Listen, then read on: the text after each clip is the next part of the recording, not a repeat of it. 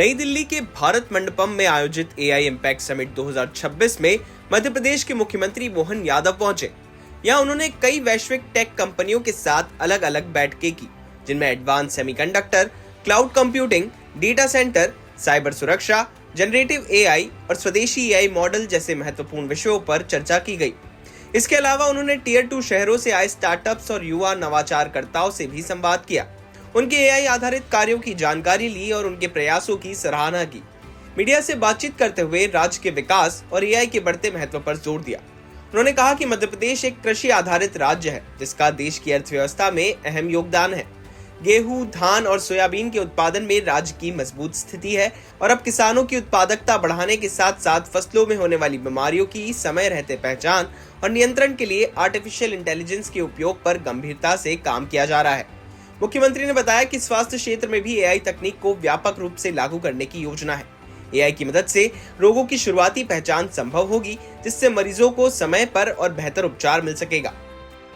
धान से औषधि के आधार पर नियमित बहुफसली व्यवस्थाओं में और इसके साथ साथ सिंचाई का रकबा, भविष्य की दृष्टि से बिजली, पानी, आवागमन की सुविधा, प्रोसेसिंग की यूनिट लगाने में, स्टार्टअप को बढ़ावा देने को लेकर के आज के समय में आधुनिक दृष्टि से हमारी हर सेक्टर में बढ़ने की संभावनाओं को लेकर एआई का जो बड़ा ये समिट माननीय प्रधानमंत्री जी के नेतृत्व में जब देश आगे बढ़ रहा है तो मध्य प्रदेश अपनी बड़ी भूमिका अदा कर रहा है। बड़े राज्यों में हमारा 5वां नंबर है। ऐसे में हम अपने राज्य के चिकित्सा क्षेत्र में भी एआई का बढ़ता हुआ जो लाभ उठा करके बीमारियों को सही समय से पहचान, उनका निदान, आने वाले समय में कई और कंपनियों के लाभ लेकर के हमारा दूरस्थ अंचल में भी चिकित्सा क्षेत्र में हम प्रभावी भूमिका अदा कर पाएं।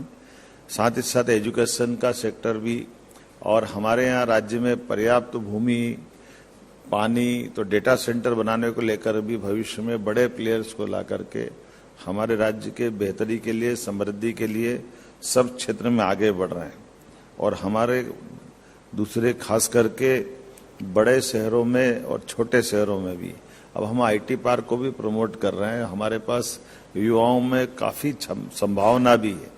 ऐसे में हमारे युवाओं को अपने राज्य में रोजगार दिला करके एआई के माध्यम से भी हम उसका कैसे लाभ मिले, इस दिशा में विचार कर रहे हैं।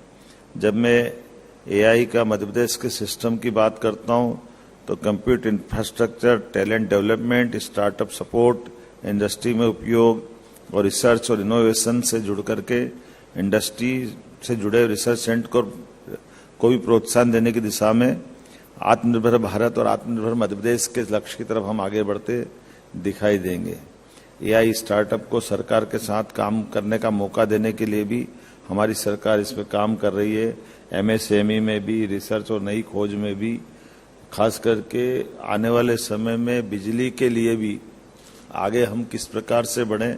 मैं उम्मीद करता हूं कि आज के समय में जब राष्ट्रीय लक्ष्यों की तरफ से हम आगे बढ़ने के लिए मध्य प्रदेश को कदम से कदम मिला करके आगे बढ़ने की संभावना की तरफ देखते हैं, तो नई टेक्नोलॉजी के लिए एआई का बड़ा उपयोग करते हुए हम आगे बढ़ेंगे। इस उम्मीद के साथ मैं मध्य प्रदेश सरकार की ओर से हेल्थ, एजुकेशन, एग्रीकल्चर, ऐसे इंडस्ट्री और टूरिज्म, खास करके 5 सेक्टर के साथ एनर्जी सेविंग के भी क्षेत्र में हम कैसे इसका लाभ लें, ऐसे प्रत्येक क्षेत्र में हमने अपनी संभावनाओं को लेकर कई कंपनियों के साथ एमओयू भी किया है, कई कंपनियों को बुलाया भी है और मध्य प्रदेश भविष्य में हमारे इस पूरे सेक्टर में बड़ी भूमिका अदा करेगा।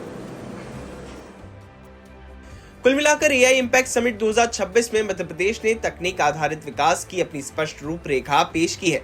कृषि से लेकर स्वास्थ्य और रोजगार तक आर्टिफिशियल इंटेलिजेंस के जरिए राज्य को नई दिशा देने की तैयारी दिखाई दे रही है।